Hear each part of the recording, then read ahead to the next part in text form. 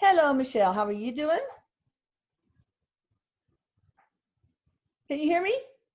I can hear you. Oh, hi. How are you doing? I'm good. How are you? I said hi, and you didn't say hi back. I thought maybe you got muted. Oh, I didn't hear it for a second. Maybe it did get Oh, muted. oh, But maybe hello. you Hello. did. And hello, my boy Eric. Eric says, "Hi mama, I'm so happy to see you again." Oh, we see each other all the time. I Yep. see you wafting your little wafting spirit, your beautiful spirit, between and around my dowsing rod, saying, "Oh, Mama, let me. He You're loves that you see him. so difficult." He loves it. He loves it. Great. I can feel how happy that makes him that you see Oh, him. it's awesome. All right, let's see. Should I change to the Medhus connection Wi-Fi, Eric? He says that because he said Yes. that at some point you're gonna find that you're gonna lose signal a bit. Yeah, I know. Okay, here I'm changing. I hope it doesn't do anything. Here we go. Okay. We'll see if that works. Are you still there? Yep, still here, still recording. He's giving thumbs up. Yay. Oh, it's unstable. Well, maybe because of the change. It's okay. All right, today. All right, by the way, you guys write down this. Her website, Michelle Gray, is, and I'm going to say later too, thehealing-art.com. So anyway, we're going to have a special guest come in for an afterlife interview, Michael J. Brody Jr. He also has the nickname, the Hippie Angel, and he was the heir to millions of the oleomargarine empire. So we're going to find out a little bit more about him. Apparently, well, he was a very talented singer-songwriter also. So I would like to see, Eric, if you could go get this wonderful man, a very generous man too, generous to a fault, really. So can you please welcome in Michael J. Brody Jr. He's like welcoming him right now, and he's saying it like Ed Sullivan, like, "Here's Michael." Like Oh, he's like leading him in, and hello, Michael. gentle, very gentle he is. Can feel highly intelligent, gentle, and the first thing that he's saying is, "Thank you for having me." He's familiar with Eric. Really? They even feel not that far in age, like they feel similar in age or Okay. similar kind of, they're calling each other like peace brothers. Oh, Like he's doing this, like my peace brother. I didn't really know because I really don't know anybody. I lead such a very sheltered life. I don't watch much TV or movies and things like that. Um, but I feel like you are a guy who really needs to have his voice heard. Am I wrong? Oh, he says, thank you. Thank you for saying that, because he says, this is unprecedented time. This is part of his healing, he says, part of the healing of his soul to be here today, to be able to speak about what's happening on the earth right now, because he's holding his chest like it's near and dear to me. And he's bare chested, I have to say. Oh, I don't see any shirt on him at all. what else is he wearing? What does he look like? I mean, change what he He's looks like. I can't see the detail of his face, but he is flashing to me like jeans. Okay. No shirt, but it looks like he's got something, like, I don't know if it's an open shirt or like a vest or something. I can Oh, see like bare chest. okay. Um, and he's got some sort of a, I don't know if it's like a decal, like a tie, but it's not tied up, like hanging off of one side of him. Okay. It almost looks like a guitar strap. Oh, okay. It has the look of a guitar strap, but it's got colors to it. Oh, And he's very, I just want to keep calling him gentle. Like he looks like a guy that I would have seen, like by the looks of his hair, that I would have seen in one of my old yearbooks, like with the oh, okay. long kind of hair, like he's very handsome. I can, very handsome. Oh, Michelle's crushing. What can I say? Oh, uh, all right. Let's get jeans on. All right. So, I think you were nudged somehow to be interviewed. Did you nudge yourself onto the stage here? Yes, he Oh, says good. yes. All right. So Absolutely do. let's talk first about, these are a collection of questions that we have here. What was your upbringing like? Tell us about that first. And then I do want you to share what needs to be said, but these are interview questions I want you to answer first. He's commenting, he's bringing me to a lot, to the word a lot, to having a lot, not wanting for anything.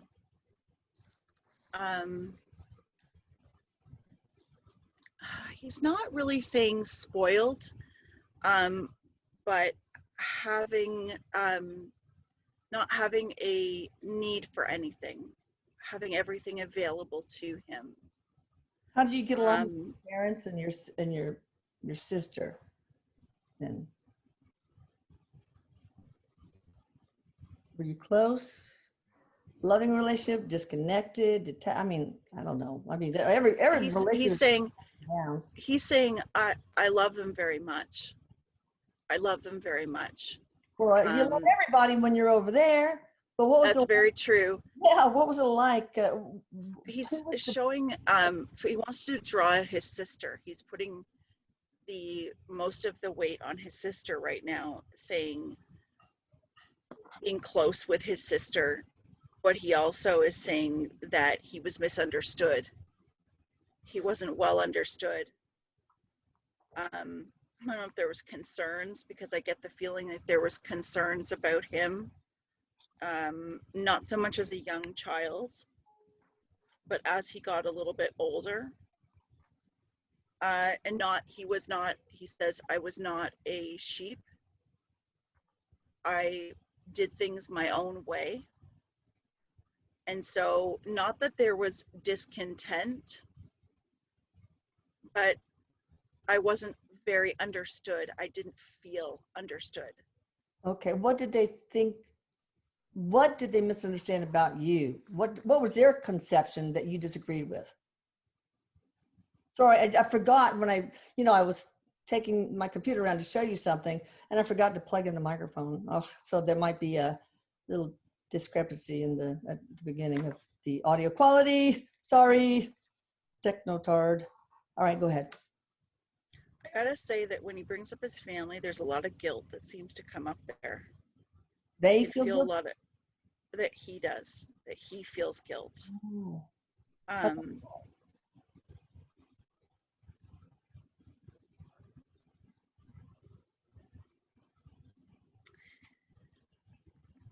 He says that there was some, it has to do with money. It has to do with his, not as a young child. He keeps saying not as a young child, but as he got older, he talks about his collections, things that he acquired. He's really dancing around his parents, because he keeps going to his sister like she understood me more, but he's really dancing around his parents like he's not. He loves them. He keeps saying I love them, Okay, but yeah, but he's not going into details about what that was. He says not. Come on. What's that? Are you? Do you just out with it? What's the worst that can happen? Someone's gonna throw rotten tomatoes at you? Come on, just out with it. It's gonna be good for you. What do you feel guilty about, Michael? he says, it's not that I hold guilt. He's telling me that I'm feeling some of the personal anguish that he felt in life. Oh, He says that he's not holding on to any guilt as being a spirit, yeah, although being able to express himself is helping him. It yeah. does help, and he also says it helps others as well. Okay. He says that he knew that he was a disappointment, and he's saying this is coming from my perspective in the human body. He felt like a disappointment that he didn't have, there was so much to him, and he says I wasted it. But Oh, from, and he's saying that this is how it looked, but he also wants to say that this is complicated how I'm explaining it, but how I see it now, I also know that I didn't waste it. okay. We're going to I talk didn't about, waste it. we're going to talk more about your spiritual mission and all that stuff toward the end of the, so what what conception did they have about you that you think now was wrong? Did they think you had some mental illness? Did they think that you were lazy? I mean, what? Or unambitious? I mean, did they, just tell me. But he says that based on the standards of what we all understood at that time, they thought something was wrong with me. They thought that I had something. He's actually showing like a screw coming Oh, out, like like I had a screw loose. did they think that you had some sort of mental illness? Mm-hmm. That I wasn't like everybody else. And he says that it started to roll out more as he got older. Okay. Um, but he's also saying that I wasn't like everybody else, and he's actually um, he's explaining his behaviors not as mental illness, but he is saying that it was created in him. What do you mean by that? Yeah. Some of his actions, some of what he did as he got older, it he says if we speak about the vibration of a human being, he says I had the heart of what we would all recognize as a light worker, Oh, as so you had a being very high very, vibration. And yes, he it, says oh, very gentle, and it made me frustrated, and it sometimes made me angry. were you an And there were times that I didn't see or have gratitude for what it was that I truly had. yeah. Well, we didn't have that kind of vocabulary back then either. So you did not have a mental illness. You just had a higher life vibration, and you couldn't, and you felt misunderstood by those around you, parents, and maybe your sister who had a lower vibration, right? He said they just didn't understand. We were living in different worlds. Yeah. And he says, I take responsibility for, I didn't, I lived, he says, way out there. I lived way out there. I was disconnected from my body. I Okay. was, he's, he says, he goes, do, do, do, do, like I was out in space. Oh, were you a star seed? Yes. A Uh, Pleiadian? he goes, well, we all are, don't you know? Well, were you a Pleiadian? I feel like you probably are. Yes, yes, he says, you're very intuitive. Yes, Well, I mean, you sound like you were. So, mother or father, who had the most difficult time understanding you? Father. What about your sister? Did she get you more? Yeah, she did. What She about, tried. you tried, yeah. All right. Were you an empath also? Open to, Yes, oh, that must have been, yes, very much. He says, I felt it all. I felt it all. I felt so much. He says, I felt so much that I wanted to run away from it. oh. After your mother died, were you alone all the time? And how were you told of her passing?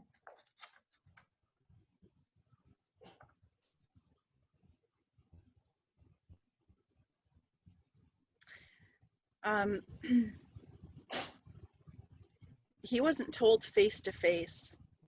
Oh, wow.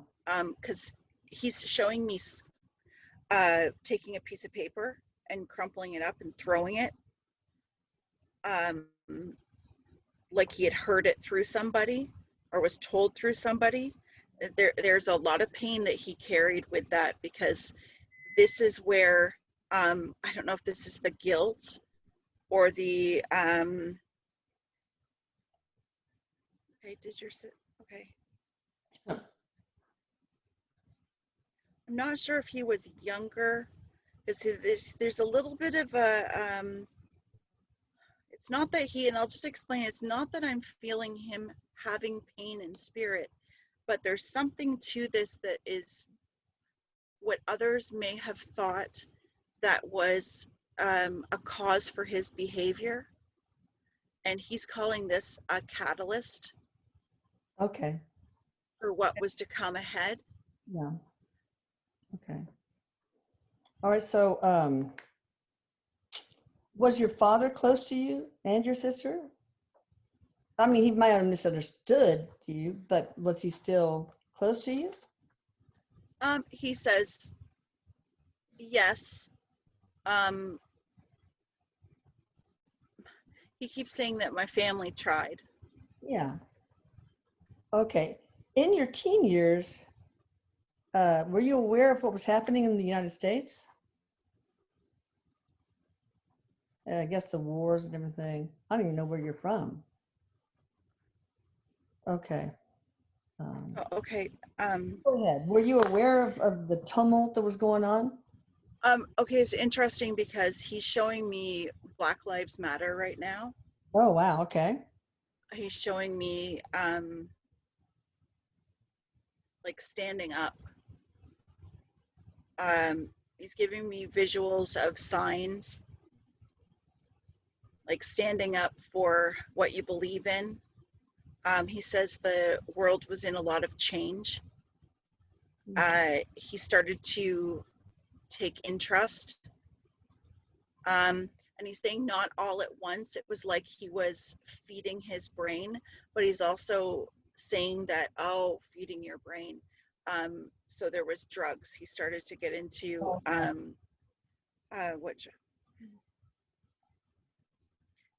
psychedelic, LSD. Okay.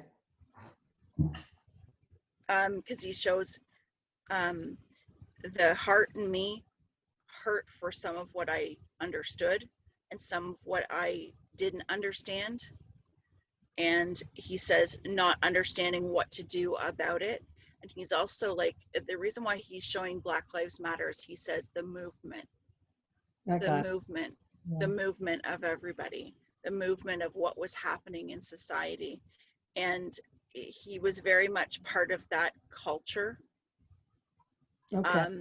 Even though parts of him, like it must have come in steps, or there was, because he shows himself becoming, okay, he's giving me a lot of visuals, like books, but that's a metaphor for reading, like Okay. he's collecting information and becoming more involved.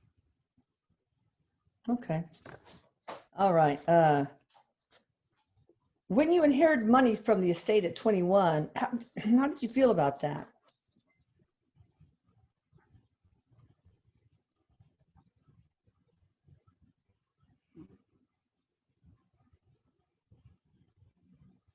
Didn't mean anything.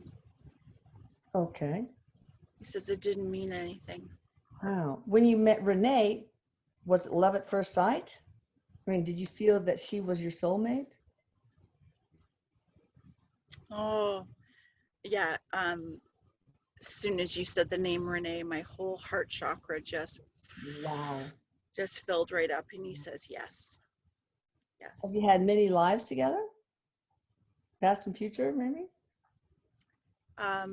Not always as lovers, he said. Yes. Is she a fellow Pleiadian? Yes, she is. Wow.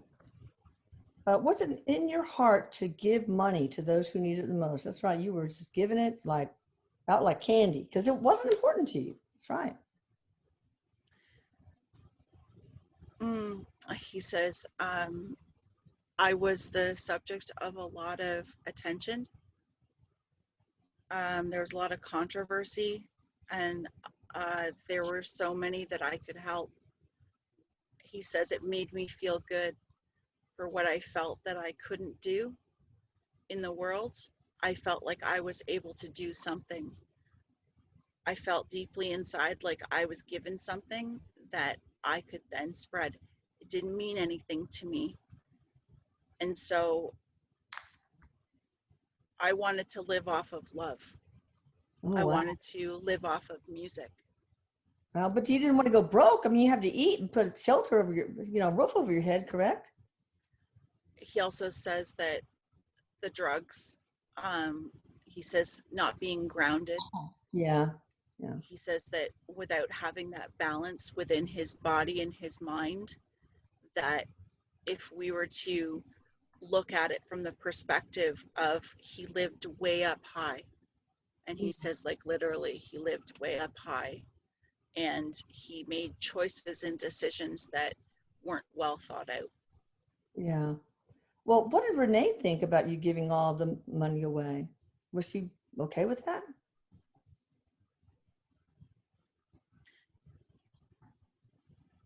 He says that she went along with it. Okay. She went along with it. She wasn't fighting it. Okay. Was she concerned? Mm-hmm. Yeah. Okay. He's just saying that there were things that I did that concerned her, and so she questioned. And I get the feeling that maybe she wasn't 100% sure, like he wasn't being completely clear about how much money there was. But she did not marry you for the money, correct? I mean, No. I don't know if you're married, but she was not with you for the money, right? No. Okay. Did people try to take advantage of you because of those millions?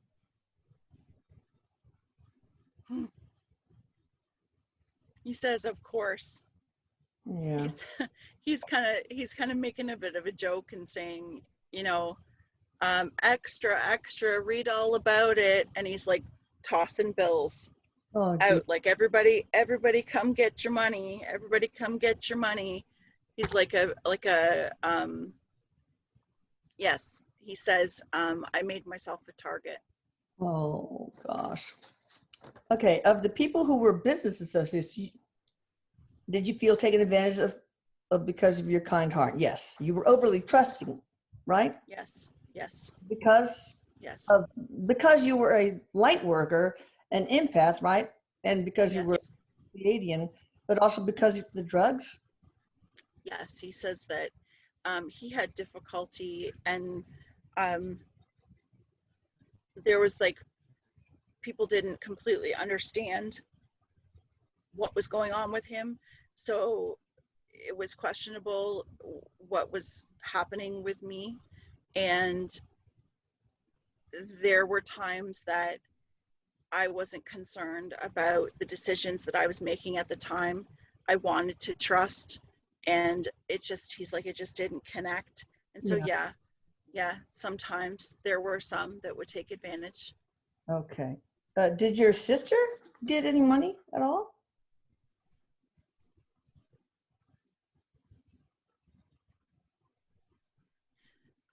He says not of his. Okay. No, I mean, okay. How is she doing, by the way?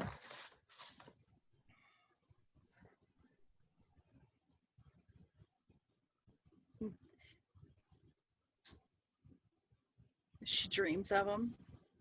Oh. Does Renee, did she do drugs too, along with you? Sometimes. Okay. When did you have an interest in playing the guitar and in songwriting?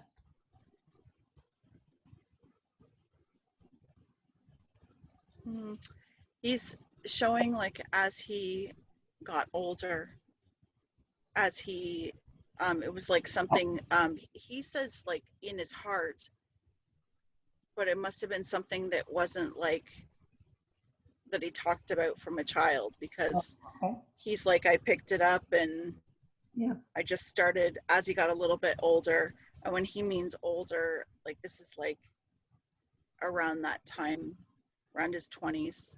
Wow. Were you any good? He says, I'd like to think so. Oh, now what were you better at? Playing the guitar or songwriting? Because I know you did both. Or equal. He says equal. He says, I'm not saying that I was the best guitar player that there was, but he is talking about pouring his heart into like poetry, And pouring you it like had a poetry. part. Yeah. Okay. When you wrote the song "The War Is Over," did you want collaboration with John Lennon to spread the message of ending the war in Vietnam?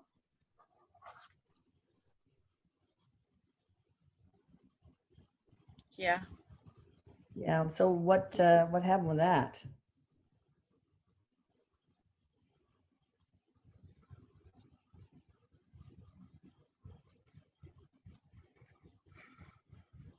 It feels like there was some, doesn't feel like it went through, because he's like saying that he inspired him.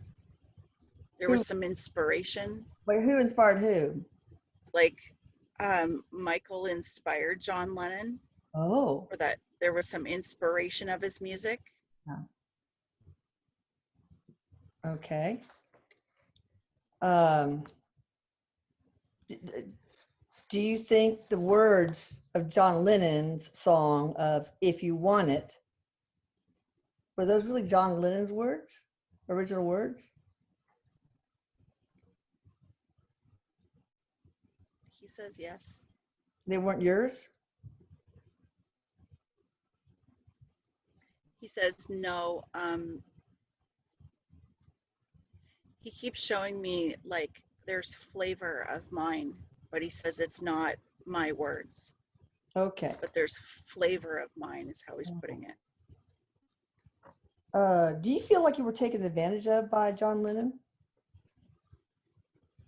And if so, how?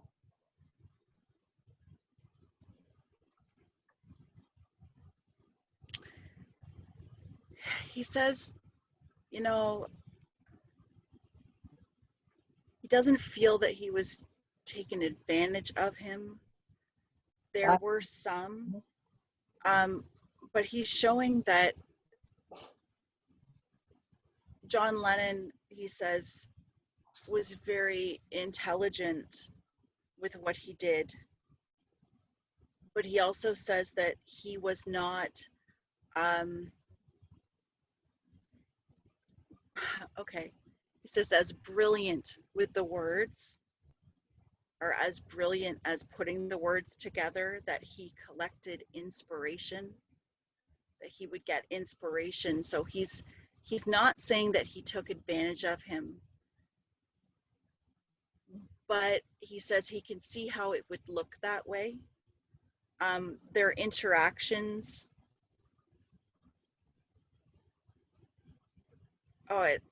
it's like, okay, because what he's bringing it back to is the amount of drugs that he did, and he's taking responsibility for how he was, and it's like he's not putting blame on John Lennon doing something nefarious.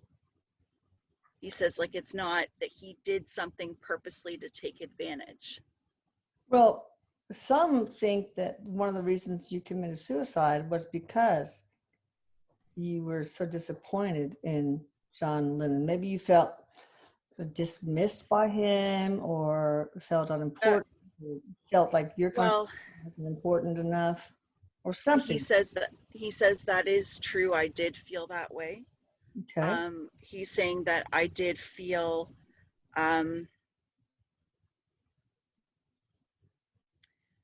he's showing me two perspectives too. I'm just asking him to kind of please give us the human perspective of it before we look at Yes. the Yes.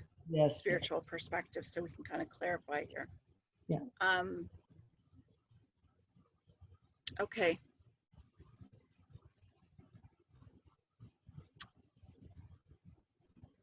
he says that we could look at this as if John, I gave things. It's like some co-creation, some creation being made, and I had it in my head that it was much bigger than what it was. So yes, it is true that I did feel inside my human body and in my mind, I had it in my head that it was different, that it was going to be different than what it was. You So mean, there were parts of me, he oh, says his music, like there was supposed to be some collaboration or some credit, or he felt cut out, I because see. he's agreeing with that, saying that yes, I did feel that way, but that was not what caused him to kill himself. That was not um, it was not the only thing, he says. It was not the only thing that played into what happened to me in the end. Well, what was the last straw that broke the camel's back, so to speak? He's showing me that there was a storm of situations. He's talking about the state of the world. He also says his not being grounded. He brings that up again as not being grounded, not being like having parts missing. And he also says that the amount of drugs Yeah. and he's like, my brain wasn't the same. Oh, okay, I understand. So this would be, okay, why some thought that there was mental illness. He says it looked like that. That's what it looked like. He also is saying that sometimes people have their brain a certain way when they come into life, and when they use chemicals, it can change.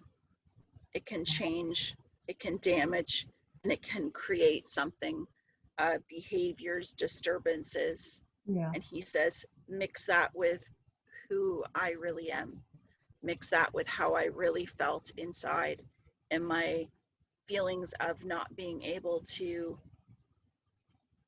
do what I wanted to do, like I had thrown things in the gutter. He's showing despair, despair with the world, despair in the choices that he had made, disappointing his family.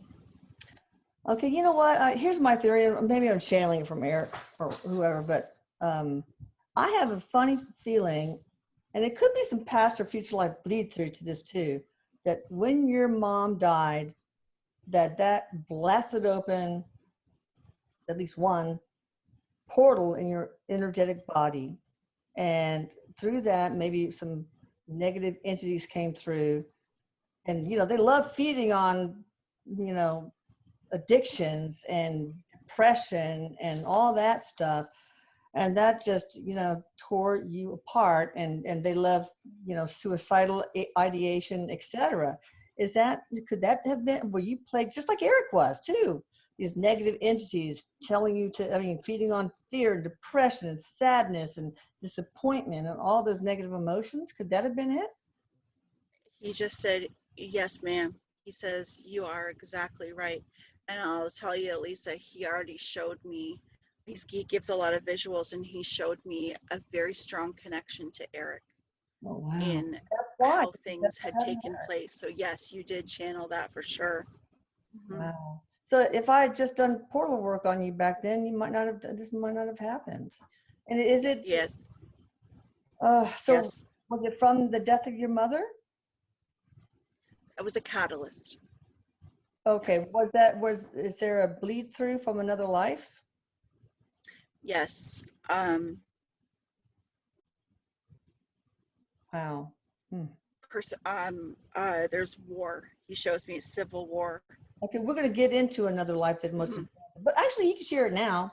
Go ahead. Tell Well, me about another he's life. just saying civil war, losing his family, Oh gosh. and civil war, death in civil war, having to persevere through conditions. Hmm. Um, having to work through conditions, because he keeps saying perseverance. I had to work through conditions, not only physically, but mentally, emotionally, Okay. So that was that were very challenging, and it had to do with loss. so that was the another life that most influenced your one is this one, as Michael J. Brody. Yes, he's saying that there was, he had to find, he had to find gratitude in that life for him to continue. He had to persevere. And when he looks at this life as Michael, he says that again, the gratitude for what he had, for what he was able to do, and the perseverance through the obstacles. Okay. All right. Okay. When you wrote the song "The War's Over," did you want collaboration with John Lennon to spread the message of ending the war? Oh, I already said that. What was your intended message, mission in meeting with President Nixon? Why did you want that? Oh, he says, I didn't want to hurt him. He says, I didn't want to hurt him. I wanted to talk. I wanted to change. I wanted change. Yeah. I was sick and tired, he said. I was done. Yeah. Well, just like you were done with the Civil War. So of course that makes absolute sense. Yes. Yes. How do you feel about the birth of your son, Jamie? And do you have a message for Jamie?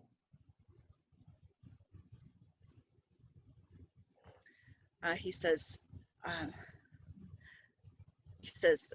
the dream that he had was to be a father. He said he wanted many more.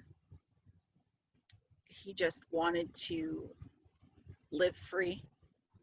He wanted to be free and raise a family. Yeah. And he understands at the end of this life that he wasn't able to have that. And he regrets that he wasn't able to give that to his son, to give that life. He's saying that his son has so many qualities like him.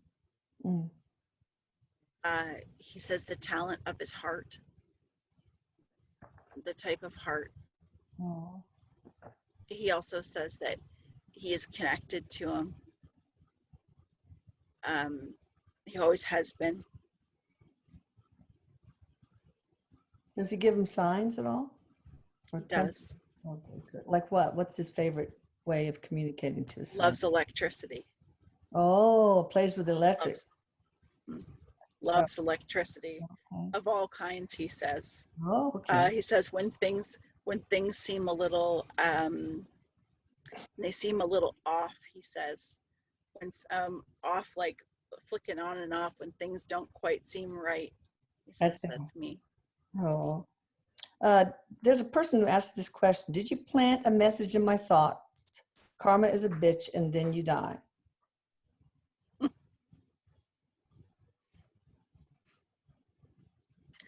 He says, or was it somebody else planting that thought?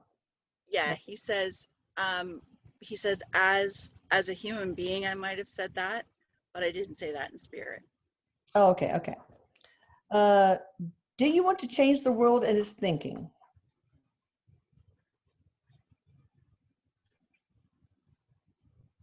Yes, he says very much that was my mission on earth as Michael had to do with enlightenment, and in spirit it's still the same.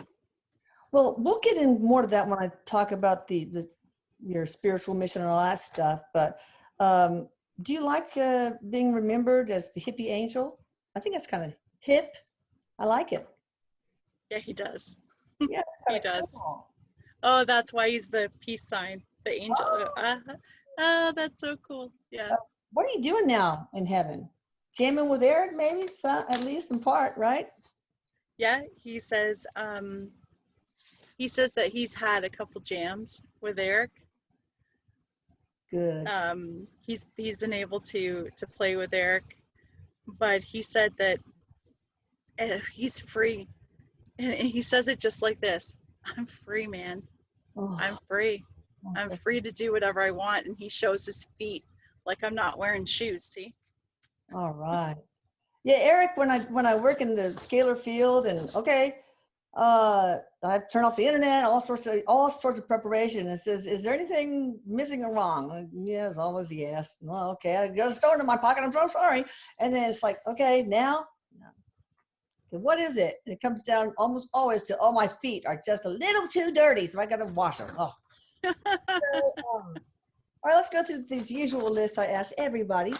Um, what was your spiritual mission as Michael James Brody here on Earth? Or Jay, I don't know what, Junior. What was it? He says that's enlightenment. He goes, I was here to spread enlightenment, Well, that's like a light worker. humanitarian. Yeah. Any specifics about that? Enlightenment, just to raise the collective's vibration, to teach them to lead life in love rather than fear, to He what? says it was awareness, speaking from the heart, like philanthropy, like sharing, growing, expanding, living in freedom. Good. It's a pretty big, that's a tall order. What were you here to learn? So you were here to teach that. Of course, but what were you here to learn anything? Gratitude. Do you think you accomplished that? He says, I'd like to say in some ways, yes. In other ways, no. What about the lesson, that your spiritual mission? Did you accomplish that? I mean, in some small way. You can't completely enlighten the world, one spirit. He says yes. He said that it was not his soul contract to end his life. Okay. That was not part of what it was to be. But he also says that that's the exit point that he chose.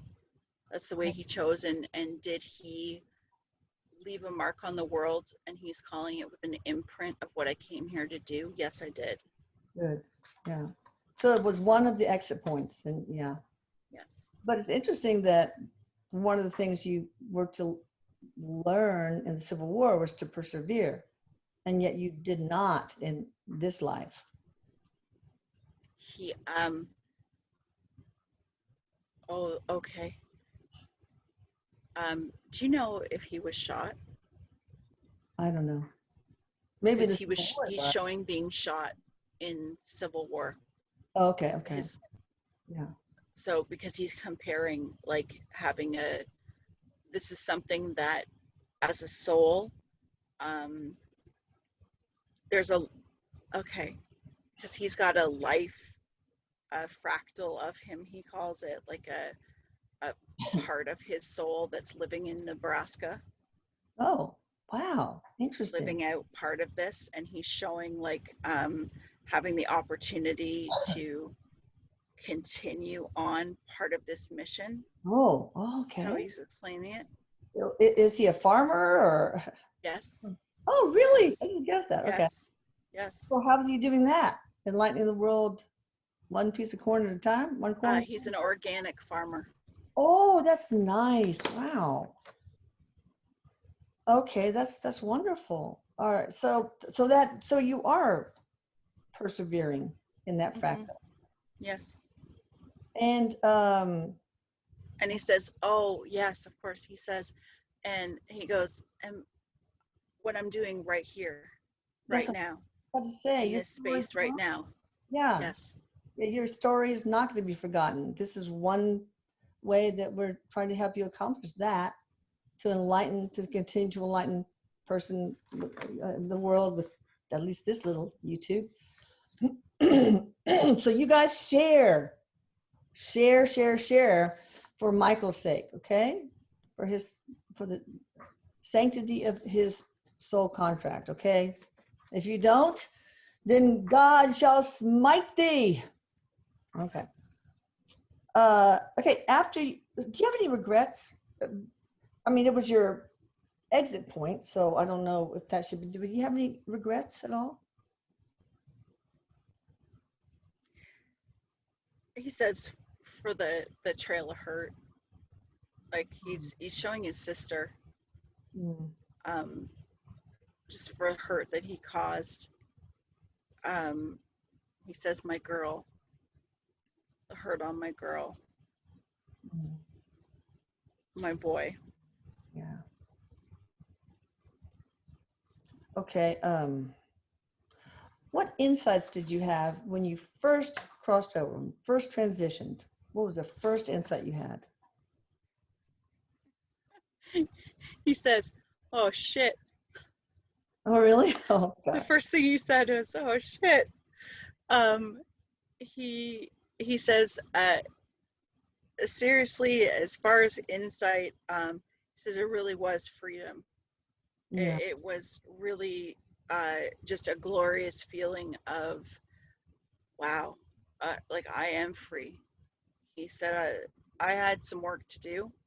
Yeah. Um, I had some work on my soul, and Mm. I had help with that. But I also had a lot of joy, That's, in my freedom. that's good. Well, I think one of the first things the first insight you did, Eric, was look down and say, oh my God, where's my dick? So that was funny. Okay, so That's why they're peace brothers. yeah, really. I know. So can you share anything kind of funny, whimsical that no one else knows about? Like um, Madame Curie. Oh, yay, because usually I mess up and say Marie Callender. Always had a little teddy bear sewn in the inside of her big old puffy skirt. Do you have anything like, do you smell your socks after you take them off or something? I mean, boxes, Mando, I don't know. Do you have anything funny? Oh my God, I can't believe he's saying this. Okay. He says that he would occasionally pick his nose and eat it. Ew, okay. Well, it's protein. Oh, you guys are soul brothers, man. You are. You are. You are. You are. I think that's why Okay, he said it. Oh my God. that is funny. Can't believe he made me say that. Um, can you what messages do you want out there for anybody, for the world, for family, for fans, for friends, anyone? This is your time to shine. Get on the soapbox. He says, thank you. And he holds the sides of his vest. And he says, clears his throat. And he says, listen, he says, times are different. He says, let's not look at it as times are tough. Let's just look at it as times are different. New Oh, things are coming. And he says, and we all know that for new to come, we have to take that trip through the old. We have to rip away the old. But what I want you to really know is that faith is something that is real, and it is tangible. It's tangible by making a choice. It's tangible by sitting quietly with yourself. It's tangible by quietening down those thoughts and loving those that are beside you. It's tangible by loving your children, hugging them close, smelling the flowers, by running through the grass in your bare feet. It's tangible by watching the sun come up and the sun come down, because when you have all those things, no matter how little you think you have something. So have faith, be grateful for what you have, because it's going to get better. He says faith is always about getting better, because we don't have hard without getting better. oh, shivers down my spine. How profound, how beautiful. You are a poet. You really are.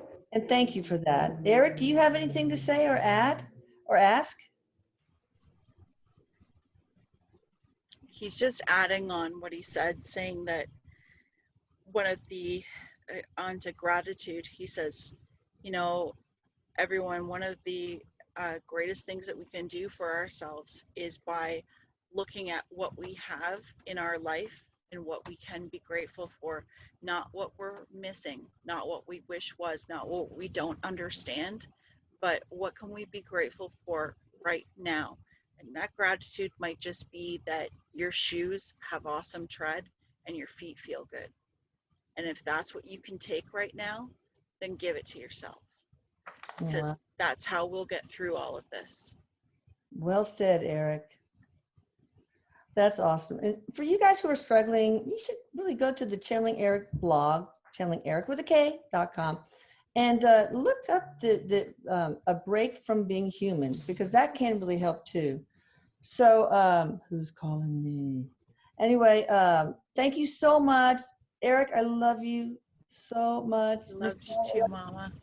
you go check Love her you out. too. And oh, thank you for bringing in Michael. Thank you, Michael, for doing this. I really Thank you. helps, and you're welcome back anytime. Thank you, he says. And y'all check out Michelle at thehealingh.art.com, which I'll put right here. And I'll see you guys later. Bye. Thank you. Bye-bye. Bye. This is awesome.